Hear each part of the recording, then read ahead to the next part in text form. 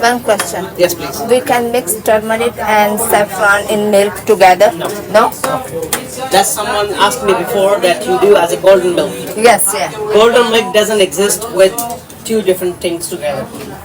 Saffron and turmeric are two different Two things. different If you put them the same, they will conflict between it because the all benefits are the same. And if you put two herbs together, they're not gonna work. So the golden milk, if you want to drink the golden milk, you should drink one warm milk, one cup of the warm milk, any milk, cow's milk or camel or whatever you like.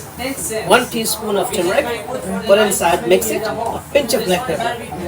That's the golden milk. That will boost that. Exactly. If you want to drink the saffron, you should avoid the turmeric, but you should put this one in the milk. In the milk. Yes, and that's your golden milk again. But you have two different types of the golden milk. You can do with the saffron or turmeric. Okay?